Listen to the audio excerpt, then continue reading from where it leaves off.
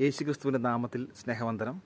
പ്രിയ സഹോദരങ്ങളെ, ഇന്ന് നിങ്ങളുമായി ചിന്തിക്കാൻ ആഗ്രഹിക്കുന്ന വിഷയം വിശുദ്ധ ബൈബിളിൽ സുഭാഷിതങ്ങൾ 15-ാം അധ്യായം 16-ാം വാക്യം.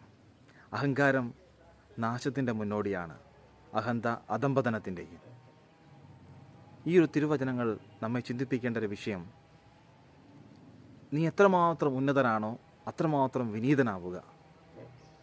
നാം നമ്മുടെ കഴിവിലും നമ്മുടെ സമ്പത്തിലും, മക്കളുടെ വിദ്യാഭ്യാസം അല്ല ഉയർന്ന ജോലി എന്തു തന്നെയുമായിക്കൊള്ളട്ടെ, നാം അഹങ്കരിക്കാൻ തുടങ്ങിയാൽ അവിടെ നമ്മുടെ നാശം ആരംഭിക്കുകയാണ് ഉണ്ടാകുന്നത്.